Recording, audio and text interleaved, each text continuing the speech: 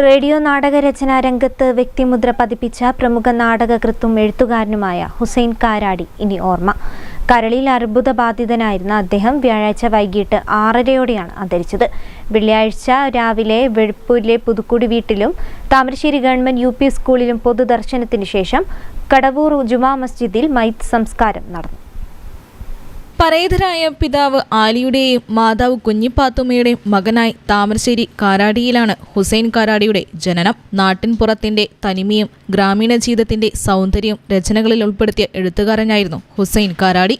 ഭിന്നശേഷി ജീവിതം ആത്മവിശ്വാസത്തോടെ കഠിനാധ്വാനത്തിൽ സർഗാത്മകമാക്കിയ അദ്ദേഹം റേഡിയോ നാടകങ്ങളിലൂടെയാണ് ശ്രദ്ധേയനാകുന്നത്. 1973 ആകാശവാണിയിൽ ആദ്യ നാടകം പ്രക്ഷേപണം ചെയ്യുന്നത്. തുടർന്ന് 80കളിലും 90കളിലും റേഡിയോയിലൂടെ പലതവണ ശ്രോതാക്കൾക്ക് നാടകരചന ഹുസൈൻ കാരാടി എന്ന് കേൾക്കാനായി. റേഡിയോ മാത്രം സാധാരണക്കാരുടെ ഏക വിനോദോപാധിയായിരുന്ന കാലത്താണ് ഹുസൈൻ കാരാടി ശ്രദ്ധേയനാകുന്നത്. ഇദ്ദേഹത്തിന്റെ ബോധവൽക്കരണ ഹാസ്യ നാടകങ്ങൾക്ക് ഏറെ ശ്രോതാക്കളുണ്ടായിരുന്നു. 100-ലധികം റേഡിയോ നാടകങ്ങളാണ് ആകാശവാണിയിലൂടെ പ്രക്ഷേപണം ചെയ്തത്. മുക്കുപണ്ടം, ഖുറൈശിക്കൂട്ടം, കൊച്ചരിയെത്തി എന്നീ നാടകങ്ങൾ അഖില കേരള റേഡിയോ നാടകോത്സവങ്ങളിൽ അവതരിപ്പിച്ചു. മലയാളത്തിലെ പ്രശസ്തരായ 20ഓളം പ്രമുഖ എഴുത്തുകാരുടെ നോവലുകൾ റേഡിയോ നാടകരൂപം നൽകി അവതരിപ്പിച്ചു. സ്വതന്ത്ര രചനകൾക്കൊപ്പം ഒട്ടനവധി സാഹിത്യകൃതികൾക്കും ഹുസൈൻ കാരാടി നാടകാവിഷ്കാരമൊരുക്കി. SK പൊറ്റക്കാടിന്റെ പ്രേതഭൂമിയായിരുന്നു തുടക്കം. MT വാസുദേവൻ നായരുടെ കാലം, രണ്ടാമൂഴം, കരിയിലകൾ മൂടിയ വഴിത്താരകൾ, ശിലാലിഖിതം, കോവിലിന്റെ തട്ടകം, M മുകുന്ദന്റെ മഴയഴിപ്പുഴയുടെ തീരങ്ങൾ, സേതുവിന്റെ പാണ്ഡവപുരം, UA ഖാദറിന്റെ ഖുറൈശിക്കൂട്ടം എന്നിവയെല്ലാം അവയിൽ ചിലത് മാത്രം.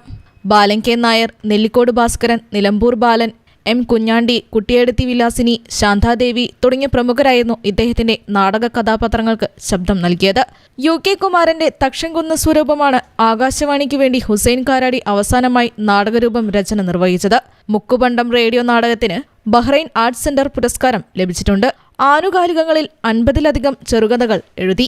1980 ചന്ദ്രിക ദിനപത്രത്തിൽ സബ് എഡിറ്ററായിരുന്നു. സർക്കാർ സർവീസിൽ ജോലി ലഭിച്ചപ്പോൾ സജീവ പത്രപ്രവർത്തനത്തിൽ നിന്നും പിന്മാറി. 27 വർഷം സർക്കാർ സർവീസിൽ ഹെഡ് ക്ലർക്കായാണ് വിരമിച്ചത്. താമരശ്ശേരി നവയുഗം ആർട്സിന്റെ സ്ഥാപക സെക്രട്ടറി. 1991 മുതൽ തുടർച്ചയായി താമരശ്ശേരി പബ്ലിക് ലൈബ്രറി ഭരണസമിതിയുടെ അംഗമായിരുന്നു.